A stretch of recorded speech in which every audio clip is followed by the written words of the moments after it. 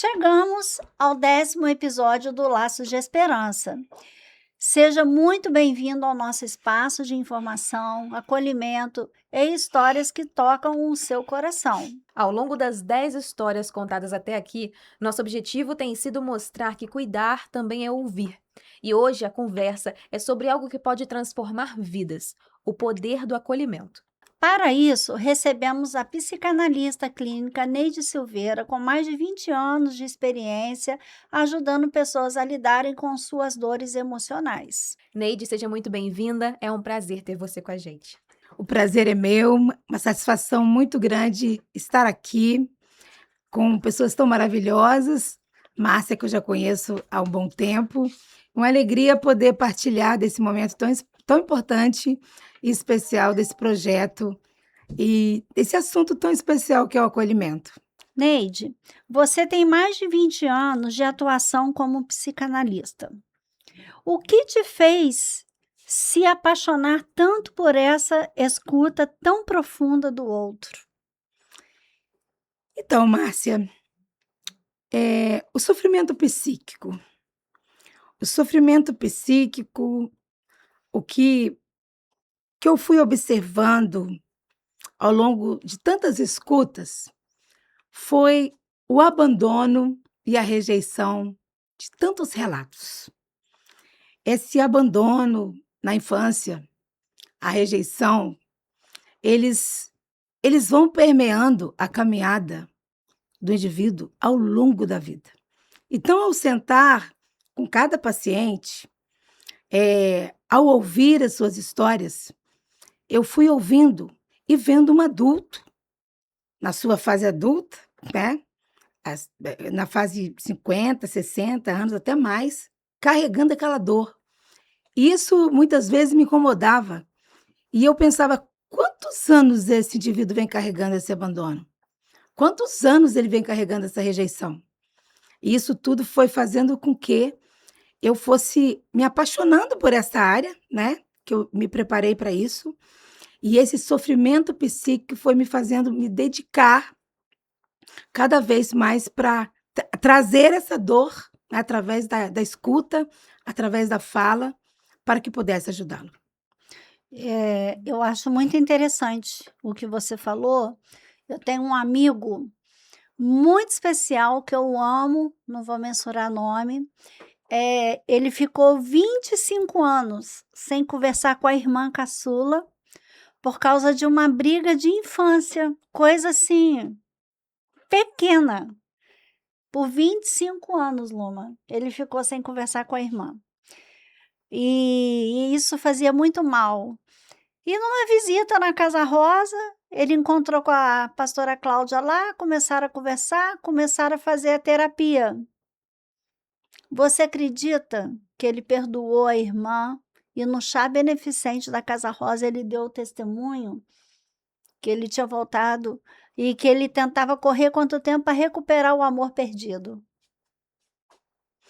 E é muito interessante exatamente por isso, que ao investigar essas dores, e quanto mais investigar, mais material desse inconsciente, eu podia perceber que as dores eram muito maiores. E elas vinham exatamente disso. De um abandono, de uma rejeição, de trauma vivido. E isso passaram anos e anos, e ninguém nunca mexeu nisso. Ninguém nunca falou disso. E aí, a oportunidade de, ao sentar ou deitar ali no divã, de ter uma oportunidade de ter uma escuta técnica, eu pude ajudar esse paciente. Então, isso não tem preço para o terapeuta. Muito lindo. E Certo. justamente sobre esse assunto, no seu dia a dia de consultório, agora falando um pouco sobre isso, como é que a senhora percebe o que mais falta hoje nas pessoas? É a orientação? É o tempo? Ainda há um preconceito de alguém que vai procurar pela primeira vez e depois acaba mudando de pensamento? Olha, querida, eu acredito que falta muita orientação, muito esclarecimento, porque o preconceito ainda existe. Melhorou muito, mas ainda existe. As pessoas, às vezes, pensam, algumas pessoas pensam que ainda o psicólogo, o psicanalista e o psiquiatra são tudo coisa de maluco. E isso não é exatamente. Hoje é saúde mental. Hoje, quem tem oportunidade de procurar uma terapia é saúde mental. Então, hoje, acho que falta orientação, falta esclarecimento. Hoje, a gente tem visto muitos artistas, muitas pessoas influentes falarem sobre a importância da terapia. Isso tem ajudado. Às vezes, alguns líderes religiosos também hoje têm esclarecimento sobre isso, que isso ajuda muito, né? Algumas empresas têm colocado isso como pauta, como ajuda para os profissionais. Isso tem sido assim, muito importante. Às vezes, até algumas escolas têm dado orientação aos pais, procura ajuda desde pequeno. Então, isso tem sido muito importante, essa orientação de pessoas de autoridade. Isso é muito bom. Então, ainda falta essa orientação da parte das autoridades, mas as pessoas ainda têm preconceito. Mas quando alguém que de repente não tem orientação e vai ver, chegam para mim e dizem: a terapia, a análise é vida, porque vai ajudar a pessoa a organizar essa vida que foi, de alguma forma, não teve culpa. Alguma coisa Uhum. aconteceu que desorganizou a vida. Então, o terapeuta vai exatamente ajudar a organizar essa vida que foi, né, de alguma forma prejudicada. Neide, você costuma dizer que o paciente precisa deitar no divã e ser ouvido. O que muda na vida de alguém quando finalmente ele se sente escutado de verdade? Ah, queridas, muda muita coisa, muita coisa. Se a pessoa entende verdadeiramente o que é estar ali para ser tratado, para analisar uma história de vida, onde ele vai ser ouvido, ele vai ser respeitada a história dele. Tipo, tem alguém aqui para me ouvir, para entender minha história. É o tratamento, é o percurso de uma história que vai ser compreendida, é vida. Porque a vida da pessoa muda. Então, eu costumo dizer, hoje que eu tenho um instituto que eu ouço meus alunos, que eu oriento meus alunos, quando sentarem diante de um paciente, ele saber exatamente isso. Mas hoje, quando eu trato um paciente, que ele vai vendo a evolução do tratamento, quando ele vai entendendo que a gente está ali compreendendo a história dele, que a gente compreende a história dele, que a gente acolhe a história dele, que a gente vai reconstruir. E às vezes não é só reconstruir, a gente vai construir uma outra. Tipo assim, olha, tá tão quebrado aqui, tá tão assim, ela foi tão quebrada, não dá nem pra gente juntar esses cacos. Me ajuda a construir uma nova. Então é vida. A vida da pessoa realmente ela toma um rumo onde as Uhum. pessoas começam a enxergar que aquilo ali ele pode ser remodelado ou pode ser modelado, onde ele começa de repente a ver um sol nascendo, onde ele pode ver uma cidade nova, onde ele pode ver sonhos que foram enterrados. Não, peraí, eu vou, eu vou desenterrar isso aqui. Eu posso fazer isso aqui, porque ele hoje consegue ver que ele estava quase sendo enterrado mesmo. Quando Freud tem uma frase, ele faz o seguinte, eu gosto muito dessa frase de Freud que ele diz: as emoções não expressas nunca morrem. Elas são enterradas vivas e elas saem de piores formas mais tarde. Vou repetir. As emoções não expressas, elas nunca morrem. Elas são enterradas vivas e elas voltam de piores formas mais tarde. Por isso a necessidade de falar daquela dor, de falar daquela rejeição que dói, de falar daquele abandono que dói, daquele trauma que nunca superou. Então, a hora que fala, a hora que coloca para fora, a hora que fala daquela coisa podre que ficou, que joga, é vida. É vida. E justamente sobre isso que você falou, eu quero adicionar uma questão aqui nessa pergunta, né? Diz o seguinte: muitas pessoas convivem com essas dores emocionais anos sem entender. Então, como que a psicanálise ajuda a identificar essas dores que estavam escondidas, mas também falando sobre as doenças psicossomáticas, que muitas pessoas, hoje em dia, que elas estão se dando conta, mas antigamente, quando se tinha mais preconceito ainda, se vivia como se elas não existissem. E elas sempre estão aí pairando e fazendo muito mal às pessoas. Então, eu queria que a senhora comentasse um pouco também sobre essas doenças. Então, as doenças estão aí. São dores para toda parte. E hoje eu lido muito com vários pacientes com a fibromialgia. A fibromialgia está aí. E a fibromialgia hoje foi reconhecida, né? Uhum, Como pessoa poder ter até uma ajuda do uhum. governo. Ela pode aposentar Pode agora. aposentar agora. E o que fazer quando você olha para trás? Exatamente essa frase que eu citei. Nunca fala, não cita. Por que não falar? E por que eu volto naquela fala lá de trás? Por que preconceito com o terapeuta? Por que muitas vezes achar caro o trabalho do terapeuta? Que se preparou, que se prepara, que estuda. Eu estudo até hoje, paro de estudar. Porque eu entendo que a mente humana ela é delicada, cada um é de um jeito. Então, é entender essa história, compreender essa história, acolher esse indivíduo e saber exatamente por que ele ficou com essa doença psicossomática. Por que afeta tanto? Porque ele se calou. Ah, Neide, é difícil confiar. Eu sei, mas aquele profissional, ele tem que manter aquele sigilo. E por que ele vai contar a sua história? Mas a dificuldade, às vezes, a pessoa se abrir, porque aquela história é dolorosa demais. Por exemplo, um dia ele foi abusado. Aquela mulher foi abusada, aquele menino foi abusado, e ele tem vergonha de expor essa dor. E aí ele vai guardar anos. Você sabe o que é anos? É 10, é 20, é 30, é 40, é 50 anos. É muito tempo. E quantos anos ele vai se deparar com aquela dor? A impressão que dá é que ela ficou parada. Não fica. Cada vez que alguém contar essa história na frente dele, vai doer tudo de novo. É impressionante. E aí, uma hora o corpo grita. Psicossomática é uma raiz da psique com somático. Psique, mente, alma, sede das emoções. Somática é a palavra em grego, soma, corpo. Uma hora o corpo grita. E aí vai para o corpo. Dores do corpo. Dores nas articulações, coração, pulmão, rim. Tá com cálculo no rim? Tá com cálculo na vesícula? É tudo. Então não é melhor falar? Não é melhor procurar alguém? Ah, não gosto do psicólogo, não gosto do psicanalista. Então procura alguém, procura um amigo que seja. Mas se o melhor é você procurar alguém profissional que entenda isto.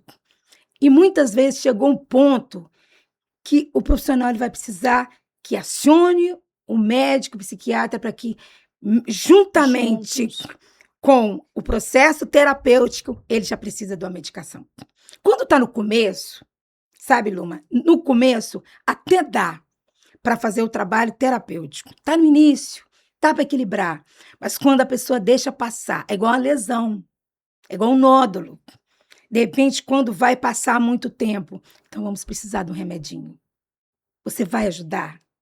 Colabora, né? Faz o trabalho terapêutico, mas vamos procurar aqui o psiquiatra. Ah, mas psiquiatra assusta. Não tem que assustar. É ele que vai receitar. É ele que vai receitar para a gente trabalhar aqui, ó, juntos, terapia e medicamento. É por um tempo, para você ficar bem. Porque é melhor o quê? Tratar do que essa coisa piorar. Mas as doenças psicossomáticas, elas estão aí e elas são perigosas. Ao longo da sua trajetória, qual foi um dos maiores aprendizados que os seus próprios pacientes te trouxeram sobre a vida? É muita coisa, muita coisa. São muitas situações. Mas o maior aprendizado que eu trago para mim é quando ele ajuda a ele mesmo melhorar, quando ele colabora. Eu tenho pacientes de vários perfis que me ensinaram, mas quando ele colabora, para quando eu vejo que a evolução vai acontecendo e eu consigo dar o feedback e ele fica todo feliz e eu vou ali, porque eu sou muito intensa no que faço, e quando eu vibro junto, eu falo, você viu como você está melhorando? Você acha? Você acha mesmo, Neide, que eu estou melhorando? Você, olha isso, você já melhorou nisso, você já melhorou nisso, aquilo dá um boom. Como eu tenho também experiências negativas daqueles que se resistem. Aqueles que são resistentes. Aqueles que, de repente, não está adiantando nada. Eu estou gastando meu dinheiro à toa. É doloroso. Esse tipo de perfil existe. Mas a minha alegria é quando eu vejo a família apoiando E aquela família falando assim: não, a gente está junto, vai lá, a gente investe, vai fazer o tratamento. Então, quando eu vejo a evolução do tratamento, e a pessoa melhorando, e eu dando feedback, ele vibrando, e conseguir no final, eu poder falar assim: olha, eu vou te dar alta para você fazer apenas uma manutenção. Olha o quanto você melhorou. Nisso, nisso, nisso. E ele falou assim: a minha vida é outra. A terapia mudou minha vida. Isso é muito gratificante.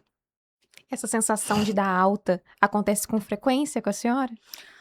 Eu tenho prazer em dar alta.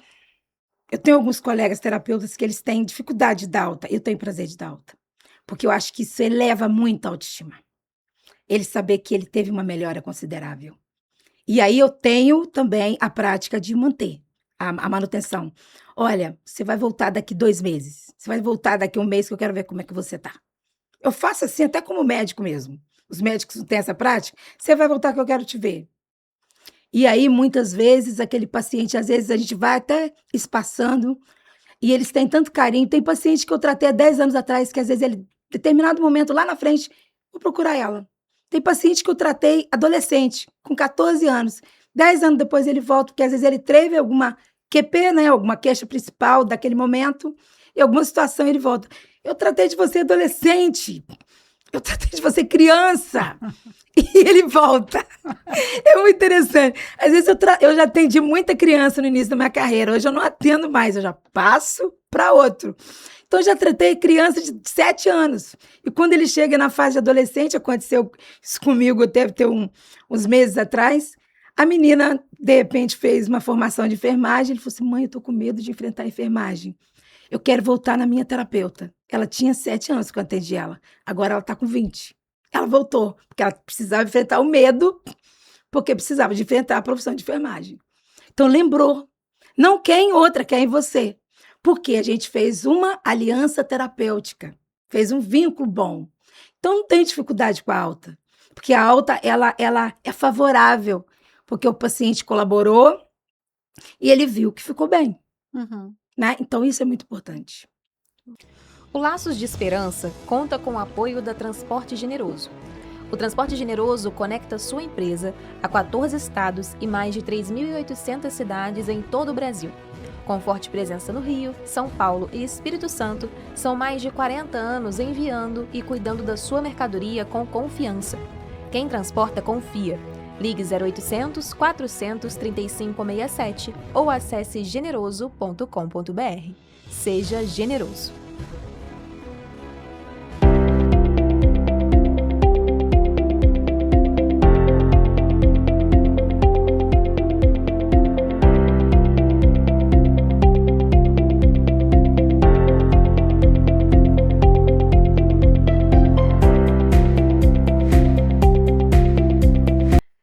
Neide, agora a gente vai falar um pouco sobre o acolhimento no processo da doença.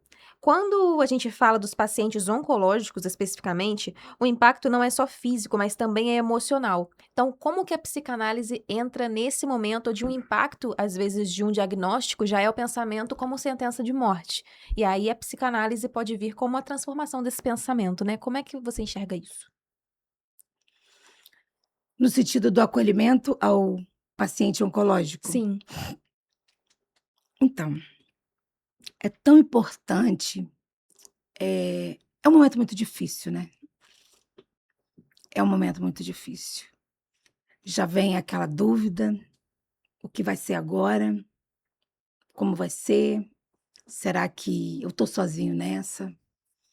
Então, esse impacto, a psicanálise, primeiramente, ela vai acolher. E outra coisa que eu acho muito importante, assim, em qualquer atendimento, é uma coisa que eu prezo, é a empatia.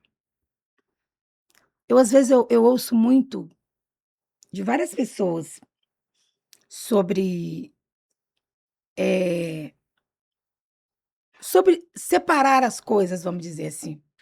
Sobre como fico depois que atendo um paciente. Não é fácil você atender um paciente que ele acabou de falar que ele teve o diagnóstico.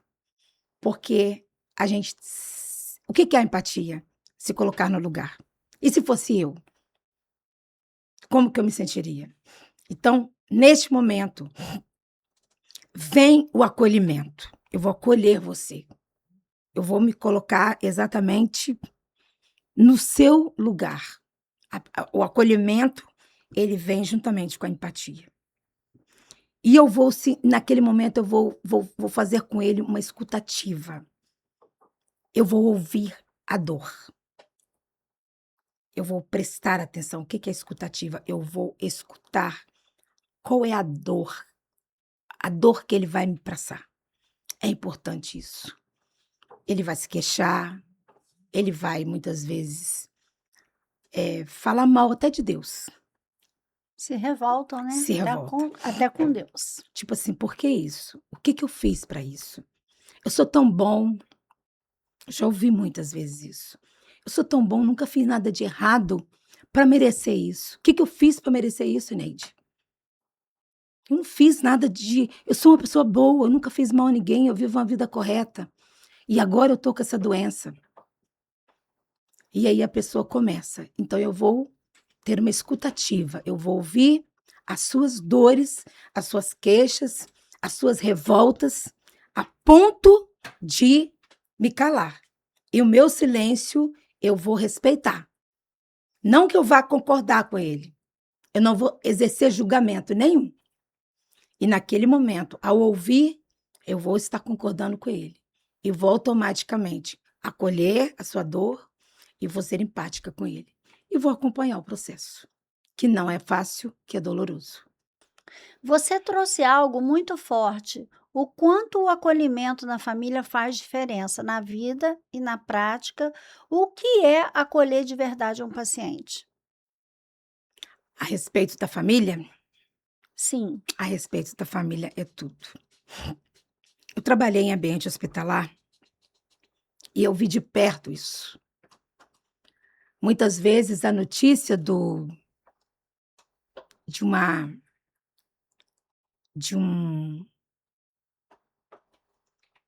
doença terminal, eu acompanhei muitos pacientes de hemodiálise, que não era uma notícia de uma situação terminal, mas era uma doença grave. E alguns pacientes também oncológicos. Eu tive a oportunidade de ficar 8 anos no ambiente hospitalar, que foi para mim um grande laboratório. Eu aprendi muito ali. E o que eu mais vi foi abandono de família. Muito abandono. As famílias não têm estrutura. As famílias, elas querem que o seu ente querido esteja bem. Se possível for, se for filho, quer o pai servindo, quer o pai, a mãe fazendo aquela comidinha gostosa, lavando, passando, servindo. Sendo mãe e sendo pai. O pai servindo, a mãe servindo. Mas agora eu vou ter que cuidar de você? Uhum. Não tem estrutura. E nem querem aprender. São poucos os casos. Então, o que mais eu via era abandono. Filhos abandonando, esposas abandonando, esposos abandonando os pacientes, muitas vezes naquela máquina de hemodiálise. E muitos, quando sabiam de uma doença de um paciente terminal, com câncer, eles não tinham estrutura. Mas é admirável, Márcia. É admirável. Eu vejo isso muito no seu trabalho. É admirável alguém que quer ajudar aquela pessoa, sabendo que ela pode melhorar, que ela pode bater o sininho, como ela pode não melhorar. Que precisa de alguém para levar ela até o último suspiro. E eu pude ver, acompanhar algumas pessoas nesse ambiente hospitalar que estavam até o final. E eu mesma fui uma delas que alguns pacientes abandonavam. E na época eu tinha uma equipe. Eu montei uma equipe, falei, quem quer participar de uma equipe, né? A Bíblia até tinha uma época que falava sobre as carpideiras, que lá no Antigo Testamento, no Oriente Médio, tinha as carpideiras que elas iam chorar na hora dos enterros, dos velórios. E eu tinha, não as carpideiras, né? Uhum. Mas eu tinha uma equipe na época que eu trabalhei no hospital, eu tinha uma equipe que falou assim, ó, a família abandona. Vocês querem ajudar? Eu tinha esse trabalho, tenho saudade desse trabalho. E eu tinha uma equipe que ia lá para fazer para falar, morreu fulano, a família já abandonou faz tempo. Eu acompanho aqui, mas querem ir comigo? O pessoal acionava, vinha. Porque não tinha ninguém. Porque a família abandonou.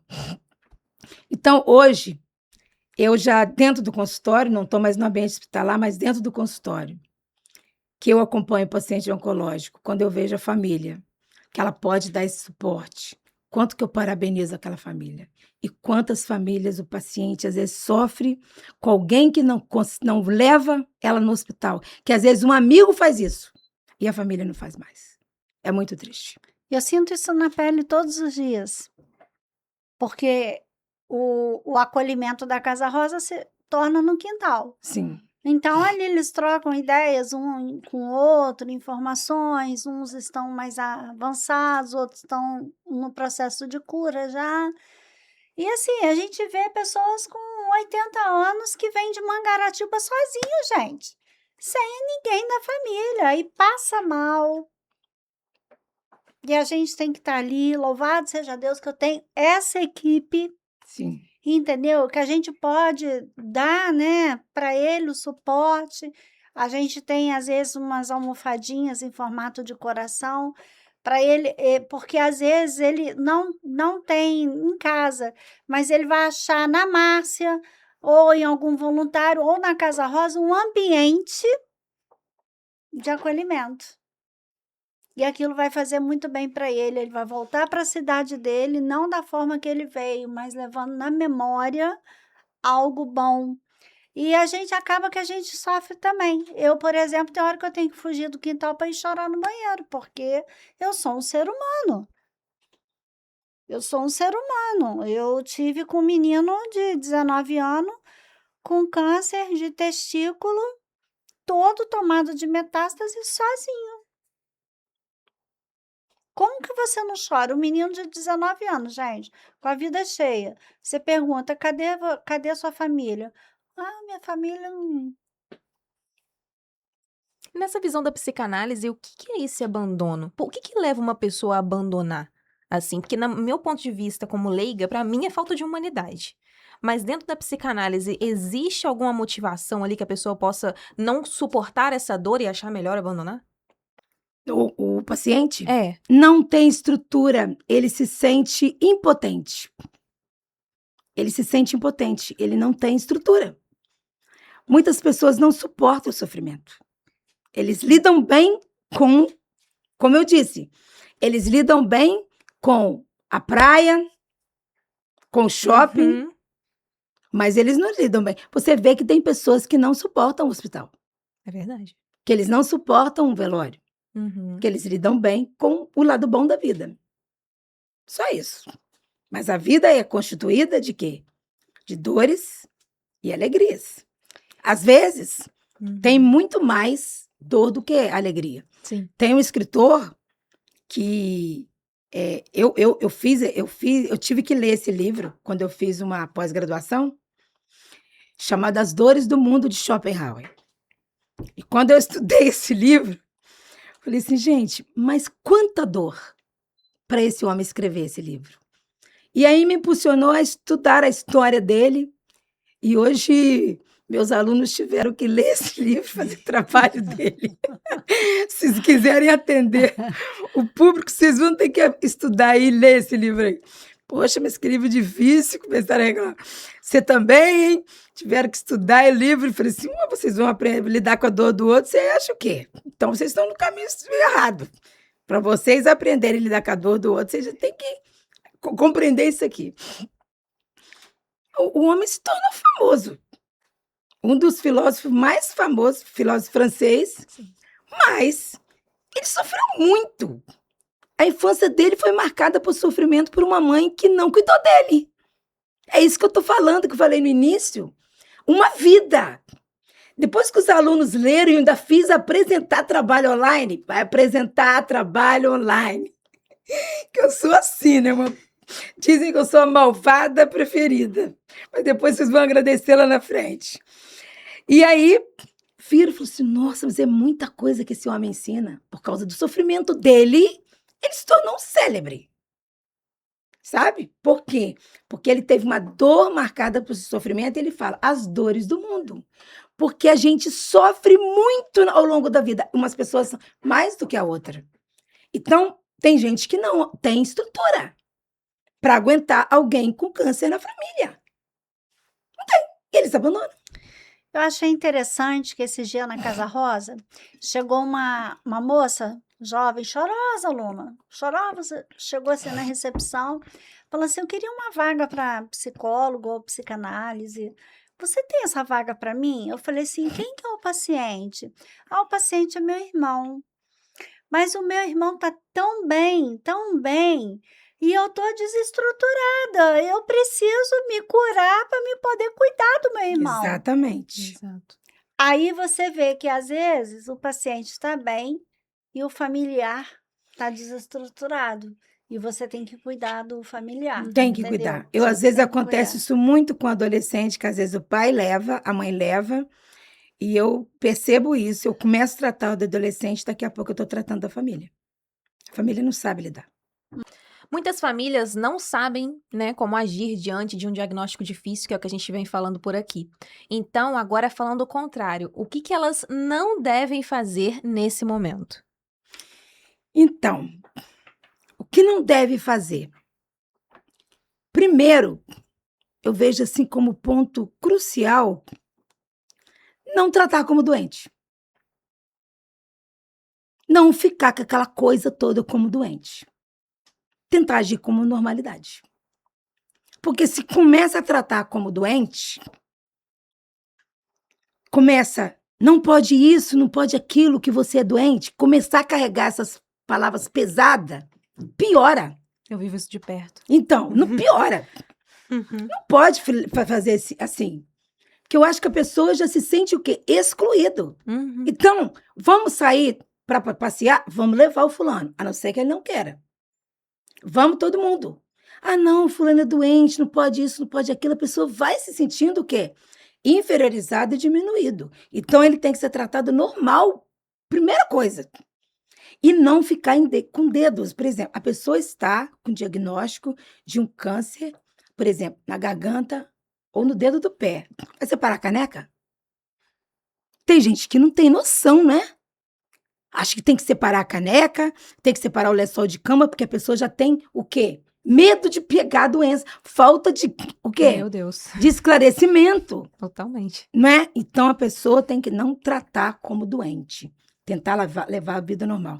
Gente, tem tantos lugares hoje que tem palestras, orientações, vai buscar ajuda. Acho que a família precisa se unir e exatamente, a partir de agora, eu preciso saber o que a gente não pode fazer. Exatamente a tua pergunta. Gostei da pergunta. O que a gente não pode fazer com ele. Passou. Porque o que a gente não pode fazer com ele é a forma de protegê-lo. Uhum. Ele precisa saber que ele vai ser resguardado e protegido. Agora, o que a gente pode fazer é cuidar dele. Amar. Demonstrar amor. Mas não demonstrar piedade e nem pena. Pode demonstrar pena nem piedade. A empatia que você É falou. empatia. É empatia, mas é diferente a empatia do que Uhum. você colocar ele na situação de pena. Claro. Ele é um coitado agora. Ele é moribundo. Uhum. Não é um moribundo. Ele vai sair dessa, né? Ele vai sair dessa situação. Ele não precisa ser tratado assim. Agora, se a pessoa quiser se resguardar, né? Eu lembro bem quando a pastora Cláudia, nossa amiga, ela teve um tempo, ela se resguardou. Ela passou por um tempo, ela agiu sabiamente, ela se resguardou, ela se protegeu. Então, tudo bem. Não vai a determinados lugares para não evitar questionamento. O cabelo caiu, usou um lenço, evita. E a família junto. Mas não tratar aquela pessoa como um moribundo, como um coitado, Claro. nada disso. Uhum. E evitar essas certas situações é bom. Perguntas, questionamentos. Tem gente que nem soube. Tem gente que não precisa nem saber. Não é, Márcia? Verdade. Tem gente que não precisa nem saber. Para quê? Mas a família vai cuidar. Vai resguardar aquela pessoa. Vai proteger aquela pessoa. Mas não tratar ela como doente.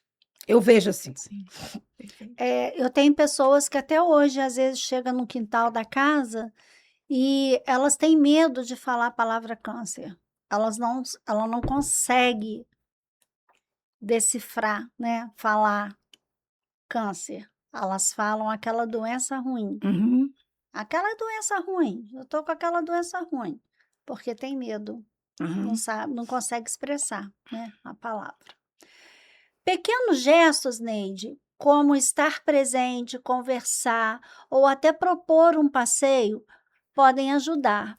Por que essas atitudes têm tanto impacto emocional na vida de um paciente? Porque ela vai se sentir viva, porque ela vai se sentir amada, porque ela vai se sentir acolhida, que ela vai sentir que ela tá ali. A família tá junto, pro que deve. É o que eu te disse. Se ela melhorar, se ela sarar, se ela se restabelecer, estamos aqui para viver o momento da cura. Se ela não restabelecer, vamos junto até o final. Qual é o final? O final é o final de todos nós. É o final de todos nós. Ninguém vai ficar para semente. A gente sabe disso. Vai ser o final de todos nós. Uhum. Então, uma coisa é certa: estamos juntos até o final.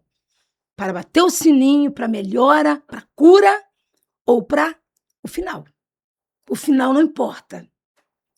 O final que seja, o final que for, é esse final que estamos juntos. Isso precisa ficar claro. Não precisa ser dito, né? Não precisa ser dito qual é o final. Eu Uhum. acho isso importante. O importante é que o final estamos juntos em família, em amizade. Não é só a família, mas os amigos. Mas o mais importante são as famílias, são as pessoas de sangue. São os irmãos de sangue. E é nessas horas que, de repente, há amigos mais chegados que o irmão. Uhum. Mas o que a pessoa espera é a minha mãe, é o meu Meu pai, irmão, é o meu irmão, é a minha irmã, é aquele que está comigo, é minha família, é quem me gerou, é quem me deu a luz, é o Sim. meu irmão, é minha irmã. Então é esse que nós vamos estar juntos até o final. O final não importa, é até o final. Você acredita que o apoio emocional pode influenciar diretamente no enfrentamento da doença? E como que isso acontece? Ah, ele influencia. Ele influencia porque ele, assim, eu vejo como primordial, porque a pessoa, ela vai se sentir amada. Ela vai se sentir valorizada. Eu sou importante. Porque o que acontece muitas vezes? A pessoa se entrega. Então, eu não sou tão importante.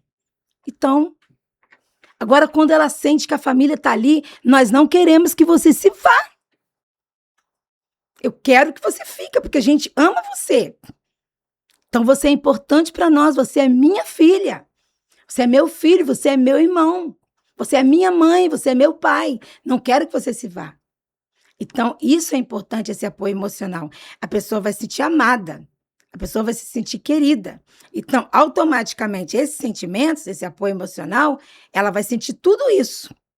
E esse apoio emocional é amor. Ela vai sentir exatamente amada. Então, se eu sou amada, eu não estou largada. Eu não estou assim. Eu tenho uma família que gosta de mim. E o amor tem o poder de curar, né? Sim. Ela vai sentir cuidado o tempo todo. Tipo assim, eu lembro quando eu era pequena que meu pai era muito cuidadoso. Se brincar até mais do que minha mãe. Por ser pai, né? É homem. E eu tinha muita infecção de garganta. Eu ficava muito com a garganta muito inflamada, muito. Ela irritava, depois inflamava tudo. E aí eu ficava de cama. E eu lembro que meu pai muitas vezes me pegava no colo para levar para o hospital, de tanto que ela ficava infeccionada. E aí, fase, né? Quase toda criança passa por isso, né? Fase de 3, 4 anos. Eu lembro que eu acho que eu tinha uns 4, 5 anos. Eu lembro de uma calça vermelha. Recentemente, eu até brinquei, falei assim, gente, eu não lembro de eu ter um vestido vermelho. Eu vou comprar um vestido vermelho com alto desafio de enfrentamento, porque eu não visto vestido vermelho. Assim, eu lembro que tive uma calça vermelha. E essa calça vermelha, meu pai me pegava no colo, era uma calça, e a gente, né, eu vestia aquela calça assim como época do frio. E ela tinha um bolsinho do lado. Eu lembro que tinha uns 4, 5 anos. Como é que pode, né? E aí meu pai me pegava no colo e eu tinha muita febre. Ele me pegava com aquele carinho e me levava para o hospital. E ele tinha um carinho assim tão grande porque ele me cobria. E sempre assim, quando no dia de manhã ele falava assim, Neide, você melhorou? O só de perguntar, você melhorou no dia seguinte, era gostoso demais. Saber o quê? Ele se preocupou se eu melhorei. E hoje, às vezes, quando eu tenho uma amiga, ou às vezes eu tenho alguém que eu conheço que às vezes não está bem, quando eu pergunto no dia seguinte, a pessoa às vezes assim, ela perguntou se eu melhorei, se preocupou comigo. Eu lembro que eu aprendi isso com meu pai, quando era pequena. Você melhorou? Tipo assim, ontem você estava com febre e não estava bem, tomou medicamento, melhorou? Então é isso, é cuidado. Então quando a gente vê, eu imagino assim, que esse cuidado da família em relação à pessoa estar nesse estado, de ver que a pessoa está cuidando ali, a família trocou o lençol da pessoa que está enferma, comprou o alimento, comprou o remédio, levou para o hospital. Gente, isso é amparo, Uhum. é amparo, é cuidado, é amor, zelando pela medicação, pelo lençol da cama, pelo quarto limpo, pela alimentação, não é só para levar, é um todo. Então, isso vai ajudar muito na melhora. Tipo, para depois a pessoa dizer: eu melhorei, eu tive apoio da minha família, eu me senti amada, acolhida e hoje eu estou melhor, porque houve tudo isso para me ajudar. Boom Fogos, iluminando momentos. Com você nos momentos mais importantes, as vitórias que emocionam, porque acreditamos que cada celebração merece ser memorável. Com mais de 30 anos no mercado, oferecemos variedade, qualidade e responsabilidade para festas de pequeno, médio e grande porte e espetáculos. Nossa equipe orienta na escolha certa, sempre pensando em sua experiência e no que você precisa. Porque comemorar é reconhecer a vida e transformar instantes em lembranças que brilham. Venha conhecer nossa loja. Fogos para encantar os seus eventos e artigos para quem gosta de uma boa pescaria. Boom Fogos, 30 anos de história, arte, emoções e vida. Visite a Boom Fogos. Faça seu próximo momento brilhar conosco.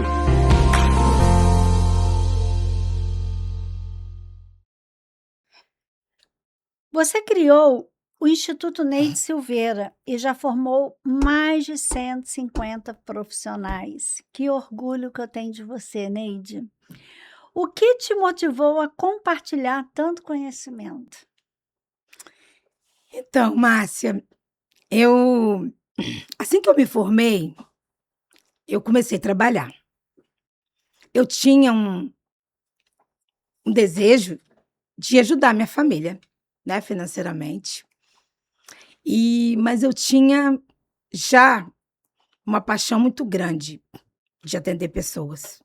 Eu sou apaixonada pela mente humana e queria desvendar isso, conhecer a mente humana. E logo que eu formei, eu comecei a atender. Como eu disse, eu tinha um desejo de ajudar minha família, meus filhos, né? E ganhar meu dinheiro para ser independente. Acho que toda pessoa pensa nisso quando vai estudar, né? E quando eu me formei, eu queria trazer o polo de onde eu estudei para cá.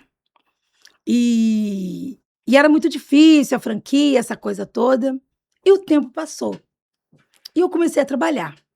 E cada um que eu atendia, né, que entrava no meu consultório, era uma experiência, vamos dizer assim, avassaladora. Eu falei, gente, que caso clínico interessante. Aí entrava outro. Eu achava, cada um que saía, eu ficava fascinada pelo caso clínico que eu atendi. Eu falei assim, meu Deus, que história interessante. E o tempo passou, 5 anos, não consegui trazer a escola, Franquia. a franquia, porque desde o começo eu queria compartilhar o que eu tinha aprendido com outros. Porque eu sou professora. A minha primeira profissão é o magistério. O magistério era desde pequena, eu tinha paixão pelo magistério. Eu, desde menina, eu reunia as menininhas da minha rua e eu dava aula para elas. Juntava elas e imitava minhas professoras de primeira série. Pegava elas e falava assim, olha, vamos aprender. Então, eu pegava um quadro, pedaço de caco quando meu pai pintava a casa, aqueles pedaços de cal, pegava um pedaço de madeira, dava aula para as menininhas da minha rua. Então, eu gostava do magistério. Sempre gostei de ser professora. Então, foi a minha primeira profissão. Então, eu falei, eu trazendo o polo para cá, eu posso dar aula, né, de psicanálise. Porque eu falei assim, é uma abordagem, é uma ciência interessante demais. Eu quero passar isso para frente. Eu quero compartilhar. E, de repente, surge uns, assim, meio, né? Meio maluco, como eu, que gosta dessa área, né? Interessante. Porque para gostar da psicanálise, você tem que ter, assim, uma mente, assim, que goste de uma outra mente. Que queira entrar numa outra mente para conhecer aquela outra mente. Então, eu falei, maluca, tipo assim, que goste de estudar, que goste de aprender. Teoria que existe há mais de 100 anos, Márcia. O Freud criou a psicanálise com 1800 e bolinha. Caramba. 1858, Freud já tinha escrito o livro Interpretação dos Sonhos. Então, em 1800 e pouco, ele já começou a criar artigo. E o homem era muito inteligente. Então, você imagina, nós estamos em 2026 e a psicanálise continua em alta. Ela só cresce. Então, você imagina. Então, quando eu conheci, eu fiquei fascinada pela abordagem da psicanálise. Que inconsciente é esse? O que eu vou descobrir no inconsciente dos outros?